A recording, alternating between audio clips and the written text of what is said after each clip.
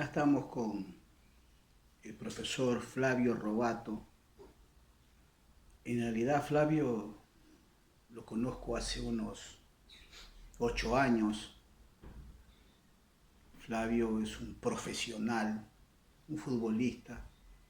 Y es un futbolista en vigencia, porque el que nace futbolista muere futbolista. Yo no estoy muy convencido con eso de exfutbolista, no. Flavio Robato, de Río Cuarto, provincia de Córdoba, de la República Argentina. Ahora se encuentra como profesional del fútbol. Es un trashumante. Ecuador, Colombia, Perú, Argentina. Ahora en Colombia, ejerciendo su trabajo con pasión, ejerciendo su trabajo con ahínco, con pundonor, con fe y con una enorme capacidad de comprensión de lo que es el fútbol. Un estudioso del fútbol, un innovador, un creativo. He tenido la oportunidad de conversar personalmente con Flavio. Estuvo acá en Bahía un par de ocasiones. Vacacionó por acá, por estas tierras, donde él tiene su casa y él lo sabe. Y ahora que me veo abocado como profesor, me toca hacerle unas preguntas a Flavio para absorber un poco su enorme conocimiento. Así que estamos saludando al profesor Robato y me tocó ver el trabajo de él cuando estuvo acá en Barcelona, donde llegó incluso al primer equipo. Juan Carlos, qué gusto verte en el video, qué gusto recordar Bahía, recordar tu hermosa familia, Cecilio, que tuve la suerte de poder compartir el día a día, eh, ayudarlo, porque no digo dirigirlo, no me gusta decir dirigir, compartir con él en Barcelona, Ecuador, en el más grande, y con todo gusto, claro que sí, para lo que requieras. Flavio, hablando de competencia, de estar en competencia, desde su perspectiva, desde la perspectiva, ahora en el rol de director técnico, ¿cómo es el día, la cotidianidad, el día a día en un entrenamiento de un deportista? ¿Y cómo debiese de ser para un director técnico el día mismo de la competencia?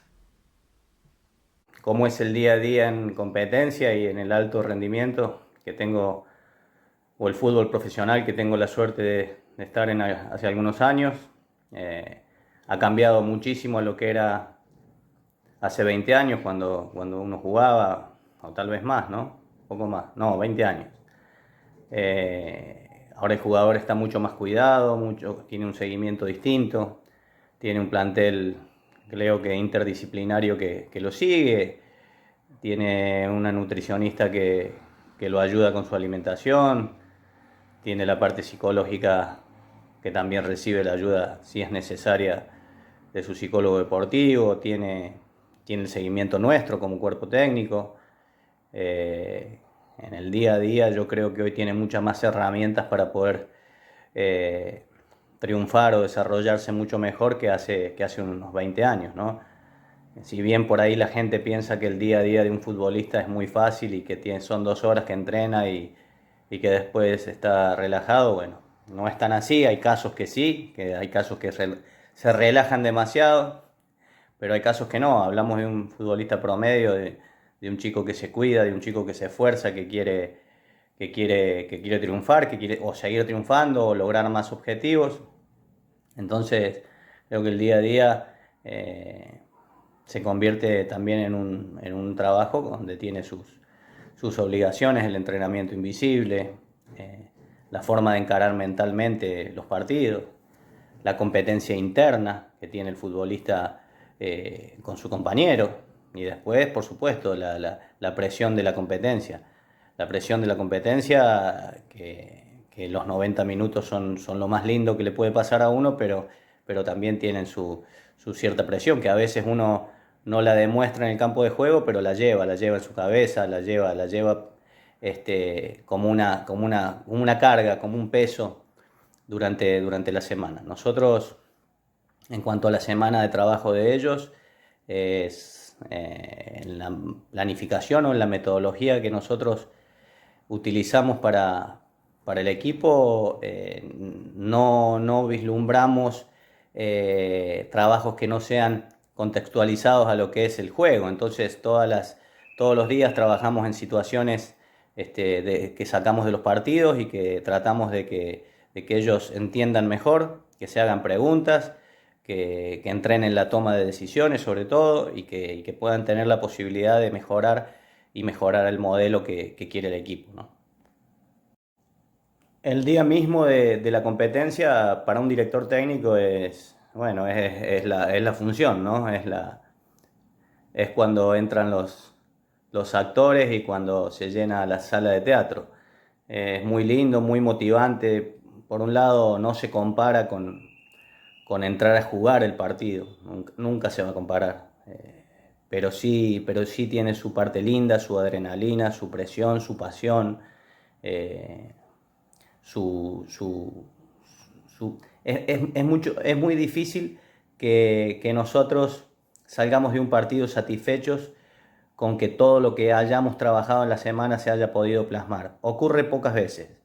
Inclusive a veces uno gana o golea y eso no ocurre. O pierde y tal vez estuvo más cerca de ocurrir. Pero sí es la satisfacción de que se plasme en el campo lo que uno ha trabajado, lo que uno, el cuerpo técnico, por supuesto, ha trabajado, es una sensación hermosa, es una emoción muy linda que tiene esta parte del fútbol, que es la parte de verlo desde afuera, de jugarlo de otra manera el partido. Entonces, creemos que estar desde el lado de afuera en el día de la presentación también es muy lindo.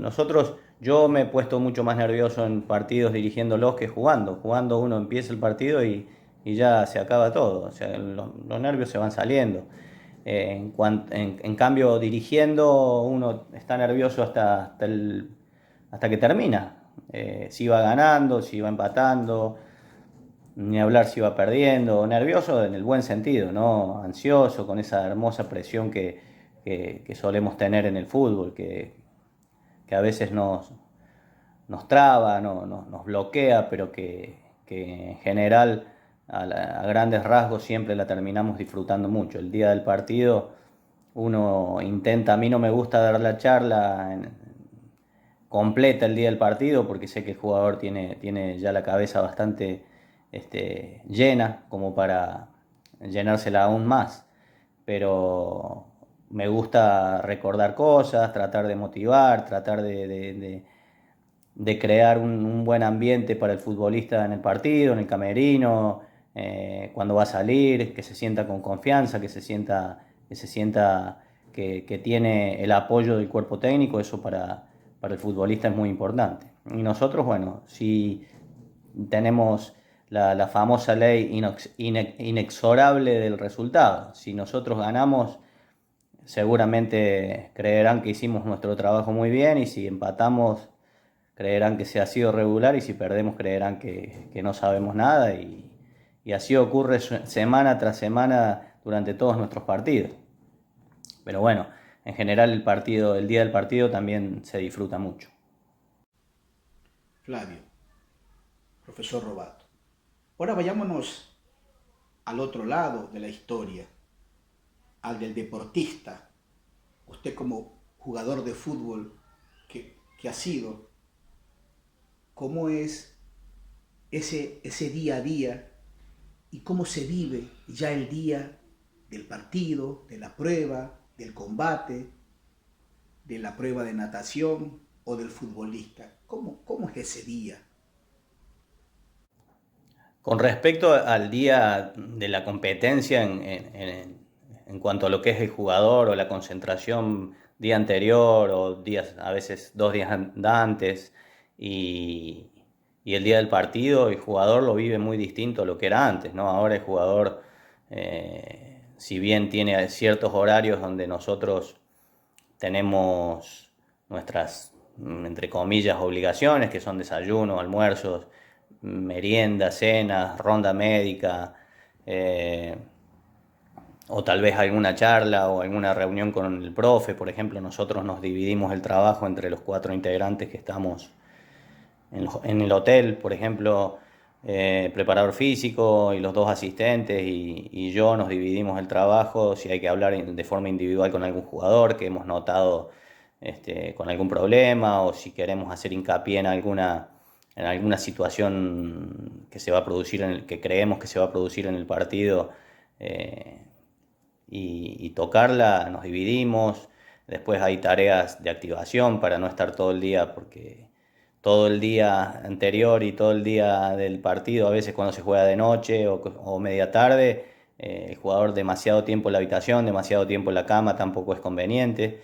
Y hoy por hoy con la tecnología, el jugador generalmente, que antes hacía alguna actividad de tenis de mesa, de jugar a las cartas, de bajar a caminar, ahora generalmente están todo el tiempo viendo películas o un videojuego o el celular o las redes o todo. Yo no soy de sacarle los teléfonos a los jugadores ni nada que se le parezca.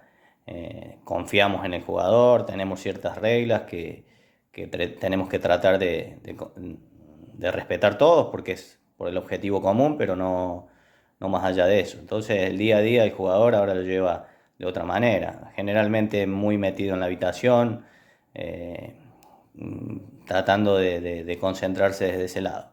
Nosotros tenemos la costumbre de hacer alguna actividad el día del partido, alguna actividad lúdica que mejore el ánimo, si es que no está tan bien para jugar, pero que mejore el ánimo integral del plantel, alguna competencia, obviamente desde el aspecto mental, ¿no? Y bueno, esa es nuestra idea y ese es el día del partido que más o menos viven los jugadores. Continuamos acá con el profesor Flavio Robato. El rol de la familia, Flavio. La familia como soporte, como apoyo. ¿Qué rol juega en el entorno familiar de un deportista que ha decidido ser un profesional? ¿Cuán importante es el soporte familiar? Rol de la familia en el jugador o en el deportista que está en los pasos previos para convertirse en jugador profesional, bueno, como para la vida, fundamental. Eh, es, creo que, primordial que la familia tenga claro que el que se va a dedicar al deporte no es lo mismo que el que se va a dedicar a estudiar una carrera, o no es lo mismo que el que se va a dedicar a un oficio. Es distinto, es una persona que necesita otro tipo de apoyo. Por supuesto que los padres apoyan generalmente al 100% a todos sus hijos, pero el deportista necesita otro tipo de cosas. Es un chico, bueno, y vamos al caso obviamente del fútbol, es un chico que deja muchas cosas de lado a una edad difícil, como los 15, los 14, los 16, los 17 años, donde sus compañeros tienen otras actividades que pueden disfrutar mucho más. El deportista tiene que concentrar, tiene que cuidarse, tiene que dormir temprano. Es fundamental que la familia del que va a ser deportista también sea un poco futbolera, ¿no? Hay casos que han llegado a primera división o a fútbol profesional y han tenido grandes carreras, futbolistas que su familia no tenía nada que ver con el fútbol o no tenía nada que ver con el deporte, pero son los menos. Generalmente y me ha tocado vivir muchos casos de que la familia es un sostén eh, importantísimo para el jugador. Yo creo que lo lleva de la mano hasta convertirlo en profesional. Obviamente mucho más importante que los profesores, mucho más importante que el club. En ese caso es un plus que tiene un deportista. Y me ha tocado también, lamentablemente, ver muchos casos de jugadores que tal vez con muchas condiciones, por no tener el apoyo familiar, no han podido desarrollar su carrera, no han llegado, se han quedado en el camino. El rol de la familia es supremamente importante. Bien, profesor Robato, en los últimos días hemos visto cómo en Estados Unidos la muerte de George Floyd provocó un sinnúmero de reacciones, muchas veces que derivaron en un vandalismo, en actos que riñen contra la moral y la fe pública. Usted mismo, que ha estado en varias culturas, Perú, hablamos el mismo idioma, pero muchas veces varían ciertas cotidianidades. Colombia, donde usted ahora tiene fijada su residencia en el Club Atlético Huila. Estuvo en Bogotá, vivió acá en una ciudad tropical como Guayaquil varios años. ¿Qué nos puede decir? ¿Qué experiencia tuvo? ¿Se acuerda usted acaso de alguna anécdota que nos pueda contar? ¿Sufrió usted a lo mejor xenofobia por el hecho de ser un argentino que vive en otros países de Sudamérica? ¿Qué nos puede decir al respecto, profesor Robato?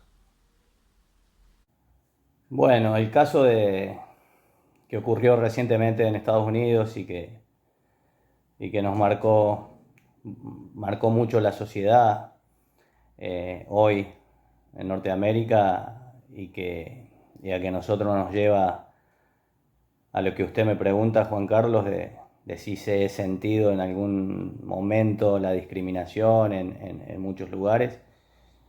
La verdad, nosotros, como argentinos, y, y seguramente con mucha razón, eh, hemos sentido ese tipo de discriminación, y yo lo hablo en mi ambiente, no lo puedo hablar desde un país, sino desde el ambiente del fútbol. Sí, claro que sí. Nosotros lo he notado mucho en Colombia, lo he notado mucho más. En Ecuador casi no. Ecuador es un país, creo uno de los pocos países, he tenido la oportunidad de visitar varios, gracias a Dios, y acompañarlo, y he ido a ver entrenamientos y he compartido con muchos colegas de Latinoamérica, y también tuve la suerte de hacerlo en el viejo continente, y la verdad que nosotros, como lo dijo Marcelo Bielsa,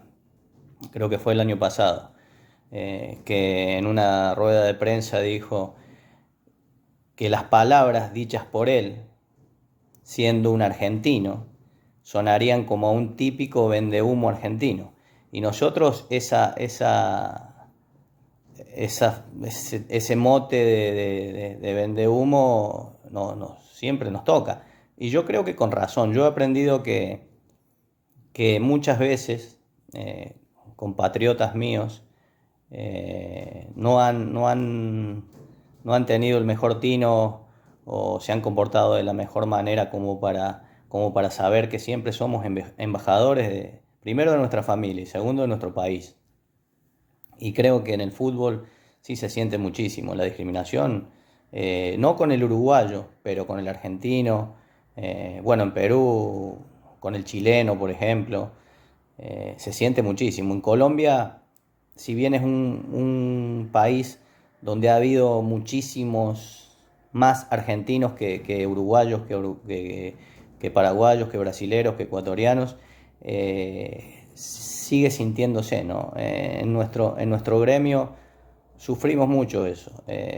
Sufrimos, la verdad, que si nos exigen el triple,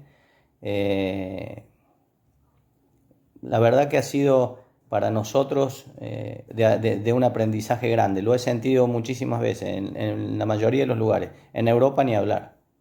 En Europa ni hablar. A pesar de que tenemos algunos embajadores en el fútbol, como el que nombré, bueno, en mi profesión estoy hablando, ¿no? Por supuesto, como el que nombré, como Marcelo Bielsa o como Simeone desde otro lugar, que han logrado respeto y cosas muy importantes, y sentimos nosotros, y no solamente en ese caso de Europa el argentino, sino el uruguayo o el colombiano o el ecuatoriano o cualquier sudamericano, bastante sentimos la xenofobia. Yo, hasta no ir a Europa y hasta no palparlo este, con mi propio ser, no lo creía, pero la verdad que sí, ellos piensan todavía que seguimos comprando espejitos de colores y que somos mucho menos que ellos y que el término sudaca es algo que no sale del léxico del español, que no sale del léxico del italiano, que ni hablar más arriba. He tenido la oportunidad también de estar en Alemania y tal vez uno creyendo que lo iba a sentir un poco más, lo sentí bastante menos, ¿no? El alemán se comportó mucho mejor que por ahí el español o el italiano, de los cuales nosotros muchos tenemos raíces. Entonces sí he sentido en mi actividad muchísimo la xenofobia. Eh, Hace 20 años, pocos años más, años menos, el fútbol femenino está tomando mayor trascendencia. Estados Unidos, que en los próximos años va a ser campeón mundial de fútbol, ¿eh? Se lo vaticino ahora, profesor Robato. Fútbol masculino. En fútbol femenino ya ha sido campeón del mundo. Tiene jugadoras, de alto nivel táctico y técnico. ¿Qué presente, cómo analiza el presente y qué perspectiva le ve al futuro como profesión al fútbol femenino? Fútbol femenino. Bueno, Juan Carlos, yo disiento con que Estados Unidos vaya a salir campeón de fútbol masculino. Sí que ha crecido la liga de una manera increíble, que se hacen las cosas organizativamente muy bien, pero no creo que va a perder un asado conmigo con respecto a eso. Con respecto al fútbol femenino, he tenido la oportunidad de conocer y de ver ciertos partidos en el fútbol colombiano, que tiene un auge importante el fútbol femenino aquí. Creo que es algo que ha crecido demasiado rápido en poco tiempo y le vaticino un muy buen futuro. Creo que obviamente, y no es una cuestión de género, ni de machismo, ni de nada que se le parezca, no creo que llegue a la pasión que tiene hoy el fútbol masculino, el fútbol, pero sí que se va a convertir en uno de los deportes más importantes para mujeres, seguro. Porque veo que ha tenido un crecimiento importante, juegan muy bien, hay muchos partidos donde hay mucha categoría, mucha calidad en los partidos, tácticamente han crecido mucho, yo creo que han tenido un crecimiento para un relativo corto tiempo muy importante, le vaticino un gran futuro. Hemos escuchado el término comida chatarra, mala alimentación. No es lo mismo la nutrición que alimentación. Mitos y verdades, mitos y mentiras. Profesor Robato, ¿qué rol juega la nutrición en la vida de un adolescente deportista? ¿Hasta dónde debe de alimentarse y hasta dónde debe de nutrirse? ¿Y cómo debe ser en el balance esa nutrición para el desarrollo, primero como adolescente y luego después para que sirva de soporte para la vida de un deportista? Bueno, hoy por hoy el rol de la alimentación o de la nutrición, a pesar de que hace unos años, cuando por ahí nosotros jugábamos, era distinto y se pensaba que estaba bien comerse dos platos de tallarines e ir a jugar, porque los hidratos de carbono en teoría daban energía rápida y cosas que eran muchas mitos y muchas tenían un poco de verdad. Pero bueno, no estaba tampoco tan mal en ese aspecto pensarlo.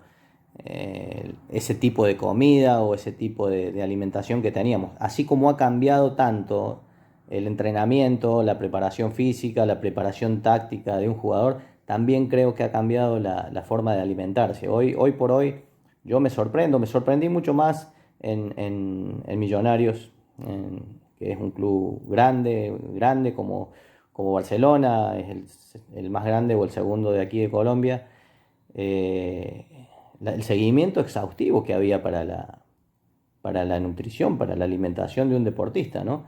Desde alimentarse no solamente para estar bien, fuerte y sano, sino alimentarse para poder pensar mejor, ¿no? Alimentación que tiene en cuenta que estemos mucho más activos a la hora de jugar, que estemos mucho más despiertos a la hora de jugar. Entonces, yo creo que no solamente en el desarrollo del atleta que va a ser profesional, sino en el que ya es profesional, hay hoy un campo enorme y de enorme crecimiento en la nutrición deportiva, en lo que es alimentarse, a pesar de que uno conoce jugadores y muy buenos jugadores que se toman su cerveza, de que toman un poquito de más, o que en el caso de Ecuador se comían su encebollado, comían algunas cosas que no eran las correctas. Que déjame decirte que he visto muchos casos de jugadores de alto rendimiento que hicieron diferencia con la nutrición, con la alimentación. Hicieron diferencia. Yo he conocido jugadores de un año para el otro que por ahí no tenían los mejores hábitos y pasaron a tenerlos y desarrollaron y rindieron muchísimo más, muchísimo más.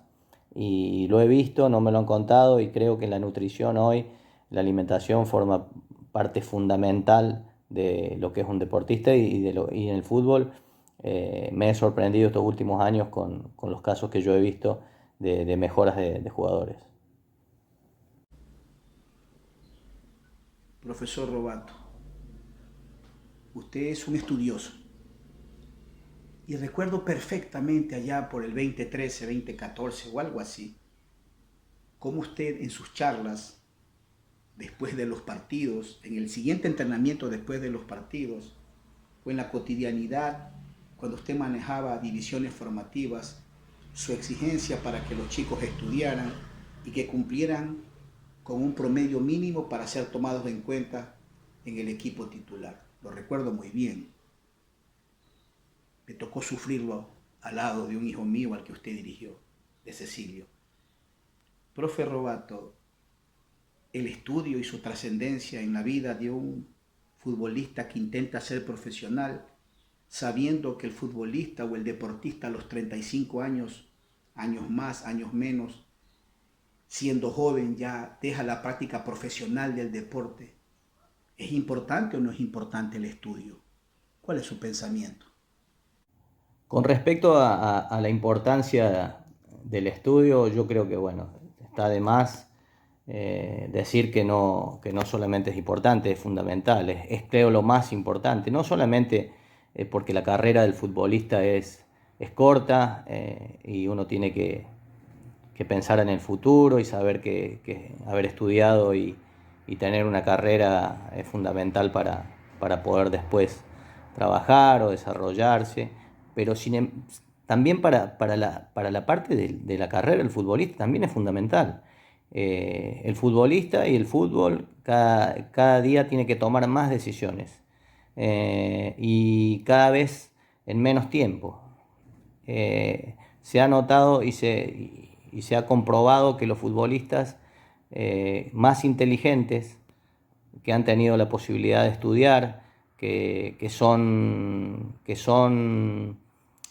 estudiantes activos, porque por ejemplo yo en este plantel o en planteles anteriores he tenido chicos que siguen haciendo su carrera universitaria ahora con la posibilidad de hacerla online, ¿no? De forma virtual, con los horarios a veces se acomodan y lo pueden hacer. Se ha notado y se ha comprobado, y esto es algo que he hablado con colegas y he hablado con el psicólogo que está trabajando actualmente con nosotros, que toman mejores decisiones, que juegan mejor, que tienen la posibilidad de decidir la mejor opción más rápido. Entonces el estudio no solamente es fundamental para un futuro en la vida y para saber que tiene uno que desarrollar un oficio o una profesión a futuro, sino para el momento. El estudio hoy por hoy creo que además de hacernos mejores, nos ayuda muchísimo en lo que estamos haciendo. Yo creo que ha cambiado mucho,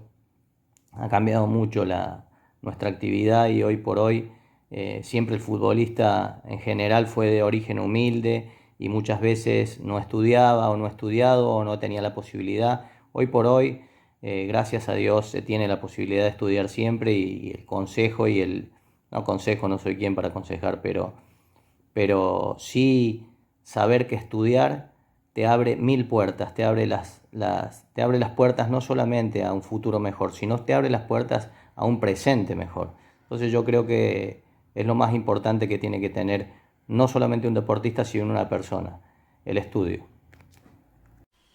Profesor Robato, acá manejamos diferentes grupos en Bahía de Caracas. Tenemos a la unidad educativa Vicente Hurtado, tenemos un grupo de muchachos con los que venimos haciendo deportes desde hace más de un lustro, el Deportivo Bahía, y también estamos dirigiendo la Academia de Fútbol de Barcelona. Primeramente, quiero que usted les dirija un mensaje a esos muchachos, ¿verdad? Un mensaje desde usted como un profesional en el mundo del deporte, en el mundo de los estudios.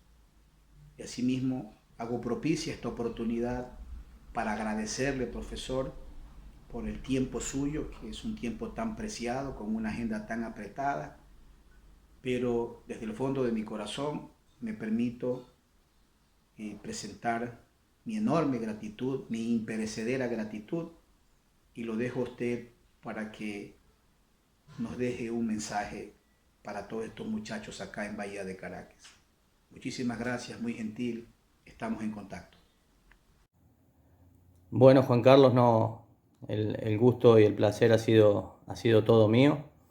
Eh, Como mensaje, yo la verdad no me considero quien para brindar un mensaje, pero sí les puedo contar que por ejemplo, con nuestro cuerpo técnico desde hace unos años tenemos dos frases que llevamos a todos lados y que tratamos de que brinden un mensaje y bueno, se las quiero trasladar, eh, a ver si desde ese lado queda aunque sea un poquito, ¿no?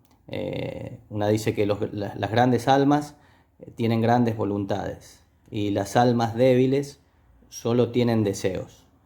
Eso aplica para nosotros, para nuestros planteles, para la fuerza de voluntad que deben tener ellos y que nosotros queremos que tengan y que llegue ese mensaje. Y la otra dice que debemos tener excelencia interna. Para tener excelencia interna nosotros tenemos que tener humildad para aprender y deseos de ser mejores. Y creo que la humildad para aprender te lleva siempre a lugares más importantes y te lleva siempre a conseguir lo que desees. Generalmente creemos que esas dos frases encierran muchas cosas buenas para transmitir a nuestros deportistas, ¿no? Pero en este caso, por supuesto y con mucho placer, se las comparto. De más decirte que es un placer siempre saber de vos, Juan Carlos. Un saludo muy grande a la unidad educativa, un saludo muy grande a los chicos de la Academia de Barcelona, un saludo muy grande a los chicos del club, a tu familia, por supuesto, a Cecilio en especial. Y bueno, acá siempre tendrán un amigo y a disposición para lo que necesiten y los pueda ayudar.